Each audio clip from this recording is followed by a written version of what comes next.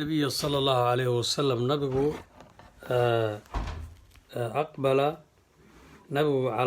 على ثمامة ابن أثال بصوق قابل النبي عليه الصلاة والسلام يريد أن يستدرجه إلى الإسلام وحدون يعني الإسلام كان نبغو عليه الصلاة والسلام كسر دوي وقال وحولي ما عندك يا ثمامة هذا يساع فقال وحولي عندي يا محمد خير بان هيا فإن تقتل هداد الدشو تقتل ذا دم وإن تنعم على شاكر وحولي هداد الدشو دينين واحد يشبولي ذا دم أو داد كهلاي هذا كهر هداد يسيد سنة وحويان وكو شكرين هيا بولي على شاكر وإن كنت تريد المال هداد مال ربطنا فسل تعطى منه ما شئت واحد كدونتا لغاسين يا مال هداد دونتو مال هداد دونتو ويدي سوري فتركه الرسول صلى الله عليه وسلم نبي كتغي صلوات الله وسلامه عليه يومين لو بريبو نبي كتغي على حالي سداس كداي نبي نلقى ما دافن يؤتى له بالطعام والشراب طعام كبا لو كينيا يا عنتدي ويحمل اليه لبن ناقته النبي صلى الله عليه وسلم عليه عاش النبي كان لو كينيا ثم جاءه نبي يمد فقال وحولي ما عندك يا ثمامة محاد هيسا هذا نوع مرلواتك قال وحولي ليس عندي إلا ما قلت لك من قبل وحيان هرأوا إلي أموي وحن عصبا هيا مجره فإن تنعم هداد إنم عيسو سيديسو تنعم على شاكرين دوام كوكو شكرين إياها وإن تقتل هداد إدشنا تقتل على ذا دم بويلي نين دي إساق نبتيسو دم بهرق على كاقالي وانا هاي وهداد إدشان نبتي هذا يعني لب مالا بويلي وإن كنت تريد المال هداد مال ربتنا فسل ويديسو تعضى ما شئت منه واحد دون طلقات سينياي وحولوان كسين كرابو لياي معناها نبقر وباها دي فتركه الرسول صلى الله عليه وسلم نبقى كتغي حتى إذا كان مركو هذي اليوم التالي يوم كيلوات جاءه يمد فقال وحولي ما عندك يا ثمامة معاذ هيسا فقال وحولي عندي ما قلت لك وحي أن هرأ يلون بان هيا إن تنعم على شاكر هذا ينم عيسو دي وحوي وانكو شكرنا وإن تقتل ذا دم ساهم بكسو علي سدع جير وإن كنت تريد المال هذا حول ربتنا أعطيتك منه ما تشاء واحد دونتان حول كاسينيا فالتفت الرسول صلى الله عليه وسلم إلى أصحابه نبي أصحابتي سيوفيريي وقال وحو كيري أطلقوا ثمامة سيدا يبولي بيري النبي عليه الصلاة والسلام إن كستو نكن يدد لي إن كستو وحبدا لايي سفي عنه الدعوة أيو ويري النبي عليه الصلاة والسلام نكن إسلامك سفي عنه أخلاق وناكسن بكل رقمي كدم لو اسك سيدا النبي عليه الصلاة سيدا يبو بيدي با نكن انتاسو أصحاب الله عدو الله أها يعني النبي عليه الصلاة سيدا يبولي ujeedada looga jeedaa meeshana waxa weeyaan waa dacwadu nabigu ugu yeedhaya diintu ugu yeedhaya bilxaq buu ugu yeedhaya akhlaaq wanaagsan iyo naxariis badan fafakuu wathaaqahu way sii daayeen wa adlaquuhu way sii daayeen waxaartii bay ka furfureen oras ka socaa lagu yidhi gaadara thumaamatu masjida rasuulillaahi sala allahu aleyh wasalam masjidkiibuu ka tegey wamadaa wuuna iska socday xataa idaa balaqa nakhlan meel markuu gaadhay geedo timrihi ku yaalaan oo nakhl la yidhaah fii xawaashi lmadiinati magaalada dhinaceeda shishaha markuu tagay qariiban min albaqiic meeshaasoo ku dhow meesha baqiic la yidhaah baqiic waxa weeyaan waa xabaalaha oo darafta madiina ku yaala oo lagu aasi jiray dad badan lagu aasay oo asxaabtii ka mid ahaayeen xabaalaha markuu ag gaadhay fiihi maa-un biyo yaa halkaa ahaa anaaha raaxilatahu cindahu hashiisii waa halkaa fadhiisiiyey ama faraskiisii wuxuu watay markaa watadahara min maa'ihi biyihiibuu kasoo nadiifsaday wuu kusoo meydhay fa axsana duhuurahu si fiican buu usoo qabaystay isu soo nadiifiyey uma caada adraajahu ila lmasjidi wadadiibuu dib ugu soo noqday ilaa masjidkii nabigu kusoo noqday famaa in balaqahu ilaa uu ka gaadhay xataa uu masjidka kusoo noqdo masaajidka soo gaadhay xataa waqafa ilaa uu iska kortaagay calaa mala-in min almuslimiin jamaaco dhan oo muslimiinta ah oo halkaa markaa joogtay buu iskortaagay wa qaala wuxuu yidhi ashhadu waxaan qari an laa ilaaha xaq lagu caabudaa inuusan jirin ila allahu alla mooye wuxuu yidhi ilaaha macbuud xaq lagu caabudaa inuusan jirin baan qiraya ilaa ilaahay mooye wa ashhadu waxaan qiri oo kale anna muxamadan nabi maxameda rasuulullahi rasuulka ilaahay inuu yahay cabduhu addoonkiisi inuu yahay rasuuluhu rasuulkiisi inuu yahay sidaasuu ku dhawaaqay macnaha diintii islaamku soo galay uma itajaha ilaa rasuulillaahi sala allahu calayhi wasalam haddana nebigu u yimid wa qaala wuxuu yihi yaa maxamedow wallahi baan ku dhaartay maa kaana calaa dahri lardi wajhun aqdabu ilaya min wajhika waqad asbaxa wajhuka axaba alwujuuhi kullahaa ilay wuxuu yidhi ma jirin ilaahay baan ku dhaartay weji aan ka necbaa oo iiga cadho badnaa wejigaaga adduunka korkiisa maantana wejigaagu wuxuu ahaaday buu yidhi min axaba alwujuuh wejiga oo dhan baan ugu jeclahay buu yidhi macnaha waan ku necbaa markii hore iminkana aad baan kuu jeclahay wey wax walbaan kaa jeclahay wallaahi baan ku dhaartay maa kaana diinun abqadu ilaya min diinika fa asbaxa diinuka axabu ladyaa axabu diini kulluhu ilay diintaada aan ka necbaa ma jirin maantana diintaada waxay ahaatay min axabi aladyaan diinahoo dhan baan ugu jeclahay buu yidhi wallaahi baan ku dhaartay maa kaana beladun abqada ilaya min beladika fa asbaxa beladuka axaba albilaadi kullahaa ilay wuxuu yidhi ma jirin beled ama waddan aan ka necbaa meesha aad adu joogto ama waddanka aad joogto ma waddankaad hadda joogtaa wuxuu noqday buu yidhi min axabi albilaadi ilaya meesha aad adu ku nooshahay yaa waxay ii noqotay buu yidhi beledka aan ugu jeclahay adduunka uma ardafa qaa'ilan hadalkiibuu sii waday wuxuu yidhi laqad kuntu asabtu fii asxaabika daman dad baan kaa laayay buui hadda ka hor ee qataltu minka rijaalan dad baan kaa laayay fama aladii tuujibhu calaya buu yidhi maxaad igu waajibinaysaa marka dad baan kaa laayay hadda ka hor nin dhiiqaba baan ahay dhiiqabeena oo dad kaa laayay maxaad iga rabtaa maxaan bixiyaa qaala calayhi salaatu wasalaam nabigaa wuxuu yidhi laa tahriiba calayka yaa humaamatu wax maanta lagaa rabaa ma jiro fa ina alislaama yajubu maa qablahu islaamku waxa ka horeeya wuu tirtiraa yajubu maa qablahu ay yaqdacu maa qablahu wayamxuhu wax alla wixii dembi ahaa eed hore u gashay islaamkaa tirtiraya waxba lagaama rabaa layidhi alislaamu yajubu maa qablahu markaa nin hadda ilmo yaroo hadda dhashay baaba tahay xagga dembi mabahida wabasharahu bilkhayr nabigu khayr buu ugu bishaariyey alladii katabahu allahu lahu biislaamihi khayrka ilaahay uu u qoray yuu nabigu ugu bishaareeyey kolkuu islaamka soo galay fambasatat asaariiru humaamata aad buu wejigiisu u farxay wa qaala wuxuu yihi wallahi baan ku dhaartay la usiibanna min almushrikiina adcaafa maa asabtu min asxaabika wallaahi gaalada waan la dagaalan buu yidhi oo waan ka layn intii aan kaa laayay ka badan wala adacanna nafsii wa sayfii waman macii fii nusratika wa nusrati diinika wallaahi baan ku dhaartay buu yidhi waan dejinayaa naftayda iyo seeftayda iyo dadka iga amar qaataba ilaa diinika inaan nusrati diinika diintaada inaan u kaalmeeyo nusratiga inaan kuu kaalmeeyo yidhi iyo wa nusrati diinika diintaada inaan u kaalmeeyo uma qaala wuxuu yidhi yaa rasuulallah rasuulka ilaahi ow ina khaylaka akhadatnii wa ana uriidu alcumrata fardaha isoo qabtay buu yidhi fardahaaga ka mid a macnaha ciidankaaga ka mid oo farda watay yaa isoo qabtay famaadaa taraa anoo cumro doonayaan macnaha yay soo qabteen famaadaa taraa an afcala maxaan sameeyaa oo macnaha xagga cumrada maxaan ka sameeyaa wa qaala calayhi salaatu wasalaam nabigaa wuxuu ku yidhi imdii liadaa'i cumratika cumradaada aad walaakin calaa shircati illaahi diinta ilaahay wa rasuulihi diinta ilaahay iyo diinta rasuulka ayaad kusoo cumraysanaysaa hadda wacallamahu nabigu wuxuu baray maa yaquumu bihi min almanaasiki waxa uu odhanayo cumradaas oo diina ayuu nabigu calayhi salaatu salaam baray macnaha waxa xaqe uu odhanayo madaa wuu tagay humaamatu ilaa gaayatihi humaama ibnu uthaal wuu u socday haayadiisii waxa weye wuxuu kolkii horeba u socday dee xataa oo maxaa cumradii xataa idaa balaqa markuu gaadhay badna makata maka bartankeeda waqafa wuu istaagay yujaljilu isagoo ku sawtinaya isagoo cod bixinaya bisawtihi sawtkiisa alcaali cod dheer isagoo bixinaya qaa'ilan isagoo leh labayka allaahumma labayka ilaahayow hoy ku yidhi ajabtuka ilaahu waan ku ajiibay labayka waan ku ajiibay laa shariika laka yani shirki ma jiro wax ilaahnimada kula wadaagsadaa ilaahu ma jiro ina alxamda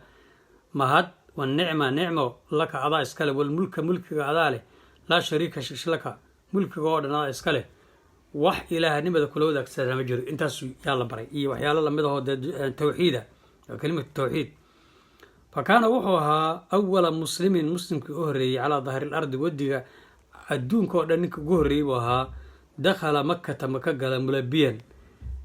ninkii u horreeyey ee maka gala isaga oo talbiyeysanaya oo laa ilaaha ila allah laa shariika laka ina alxamda walnicmata laka daa talbiyadaas isagoo aqrinaya ninkii u horreeyey ee maka gala ayuu ahaa ninkaasi marka fadligiisa halkaas ayaad ka fahmaysaa saxaabigaas samicat qurayshun sawta talbiya quraysh baa waxay maqashay ninkan talbiyeysanaya ee laa ilaaha ila allahu dahaya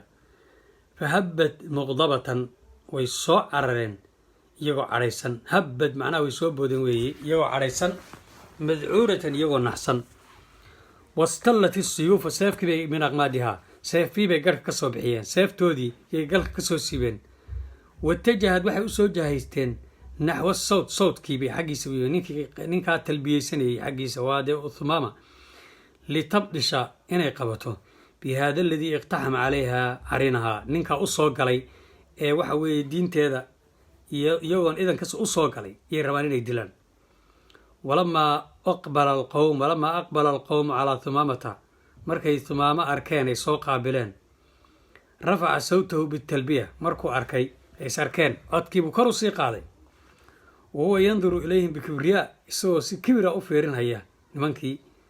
fahamma fatan min fityaani qurayshin baa wuxuu doonay nin yaroo dhallinyaro ah wuxuu doonay an yurdiyahu bisahmin inuu leeb isaga bixiyo inuu leeb ku dhufto yaa ayuu damcay wa akhaduu calaa yadayhi gacmahay qabteen wa qaaluu waxay dhaheen wayxaka la halaagaaga yacni ma waxaad dilaysaa ataclamu miyaad ogtahay man hada ninkani wuxuu yahay maad ogtahay inahu thumaama ibnu uthaal bay dhaheen waa thumaama melikul yamaama yamaama ninkii boqorkeeda ahaa weeye waa ninkii yamaamo oo dhanba boqorka u ahaa ninkan aad u jeedaan wallaahi baan ku dhaartay in asabtumuuhu bisuu haddaad ninkaa wax xumaana u geysataan qadaca qowmuhu canna almiirata waxay dhaheen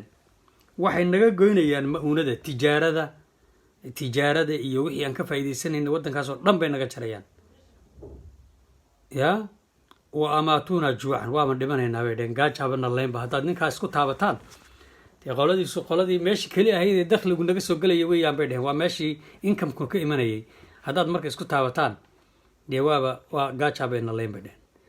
uma aqbala alqowmu calaa thumaamata way isagii bay qaabileen bacda an acaaduu suyuufa ilaa iqmaadiha markay seeftii galka ku celiyeen yay soo qaabileen wa qaaluu waxay dhaheen maa bika yaa thumaamatu war maxaa kugu dhacay bay dhaheen soo adiga gaalka ahaa ee annagoo kale uun ahaa maxaa niho kugu dhacay asabawta wa taragta diinaka wa diina aabaa'ika war maad inxiraaftay ma diintaadii baad ka tagtay iyo diintii aabbayowgaa fa qaala wuxuu yidhi ma sabawtu ma aanan inxiraafin walaakinanii ittabactu khayra diinin diin ugu khayr badneed baan raacay ittabactu diina maxamed diintiisaan raacay uma ardafa yaquulu wuxuu yidhi hadal kaluu sii raaciyey uqsimu birabbi hada albeyt waxaan ku dhaaranhayaa buu yidhi ilaaha rabbigan gurigan iska leh inahu laa yasilu ilaykum bacda cawdatii ila alyamaama idima soo gaadhaya buu yidhi markaan yamaamo ku noqdo xabbatun min qamxihaa xabbad qamadinihii ka imanay maysa buu yidhi xaggaa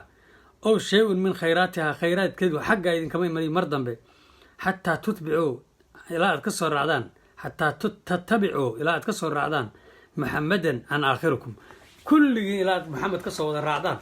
wallaahi inaan hal tijaaro ah ama hal khayr ah ama hal wax xaggaa idinka iman inuusan jirin buu yidhi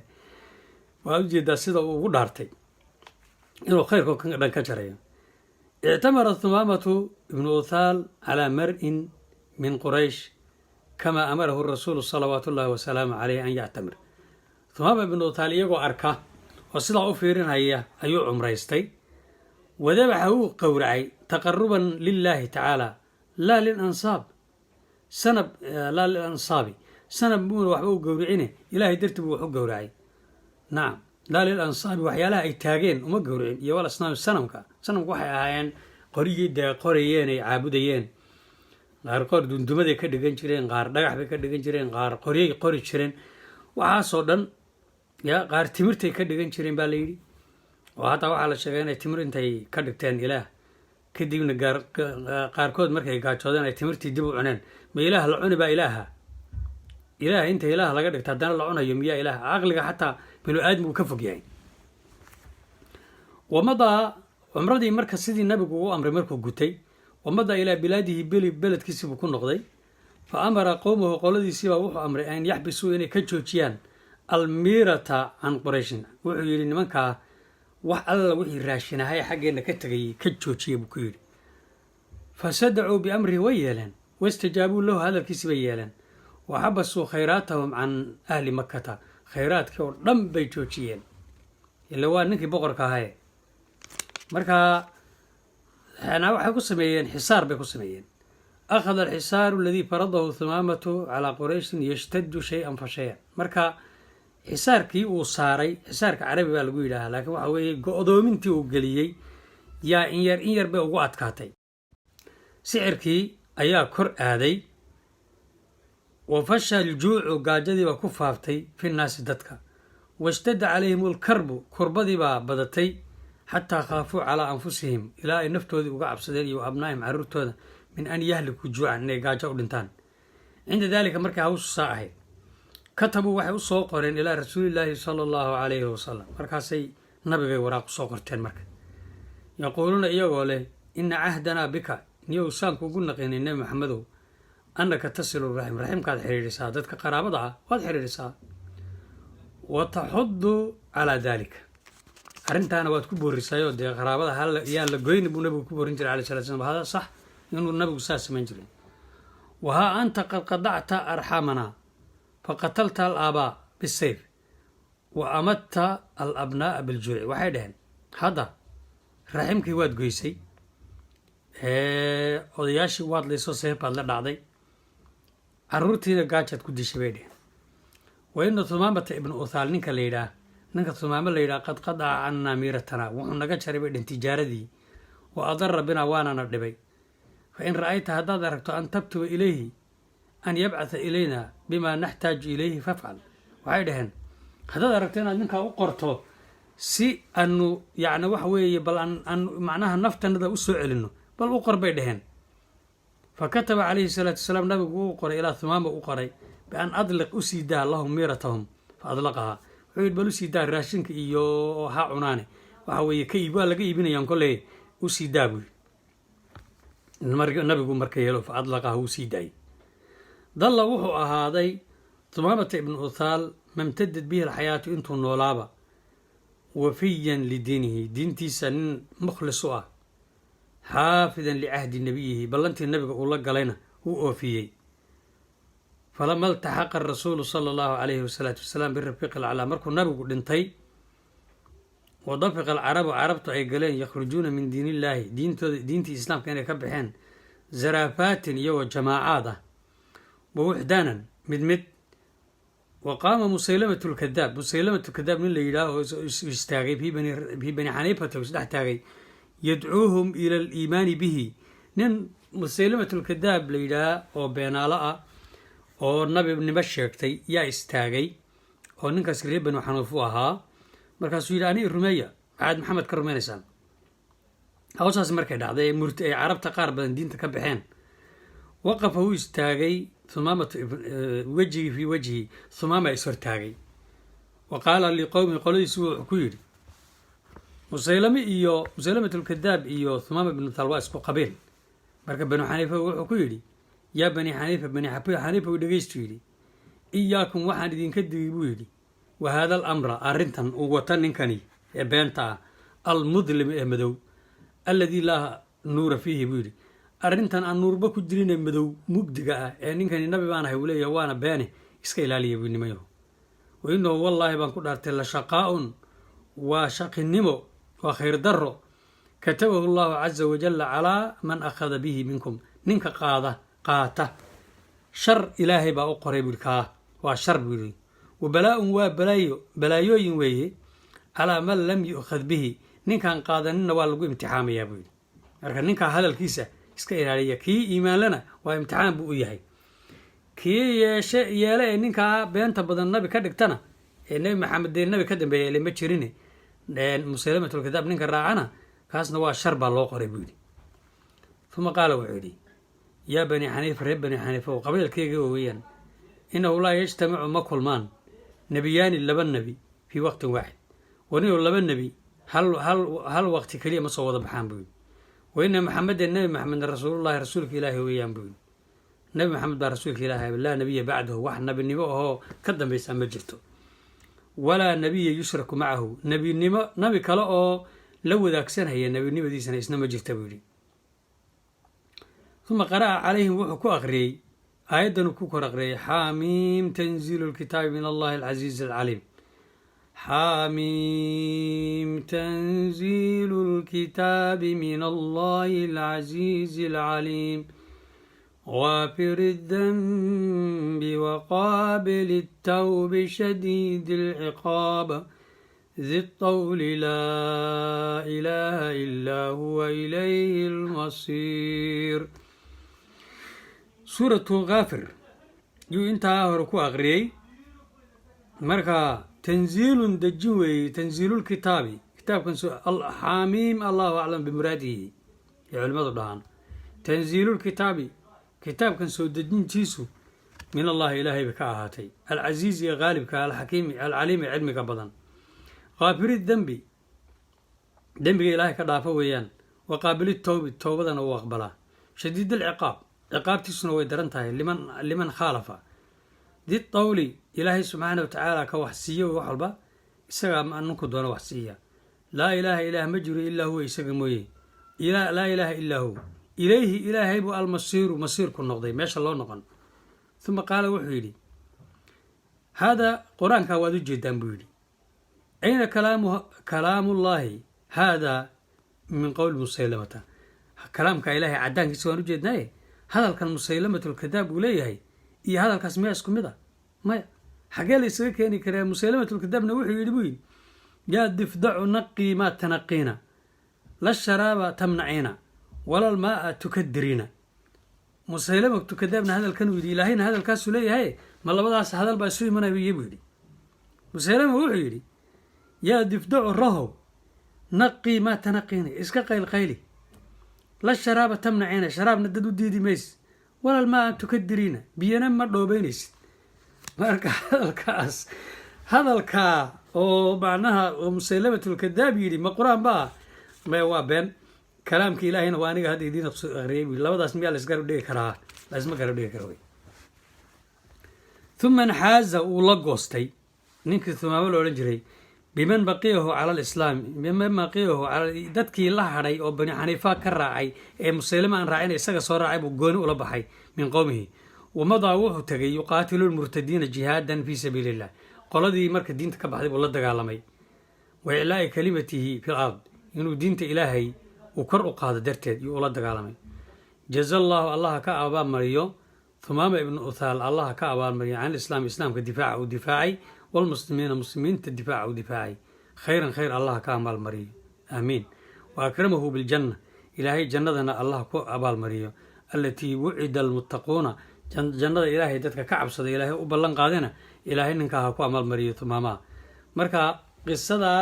نوح ويان قصة دي صحابي محال ثمامة ابن أثال وي هل كاسي كل ماتي مختطفات وي قصوين كان أنا قررنا وإنا يرير oo fadligii saxaabada qaar ka mid a laga soo qaadanayo example ahaan yani mithaal ahaan weeyaan marka ruuxa muslimka muxuu ka qaadanayaa iimaan buu ka qaadanayaa caziima inaad ruux xoog la noqoto diintiisa ku adag kifaaxaya oo diintiisa maaragtay difaacaya diintiisa aan laga leexin karin oo iimaan raasikha leh ayaa laga qaadanayaa ninka tumaamaha muthaal waxaa kaloo laga qaadanayaa dadku ruux gaal isagoo ah buu muslim noqon karaa marka dambe والله أعلم صلى الله على سيدنا محمد وعلى آله وصحبه وسلم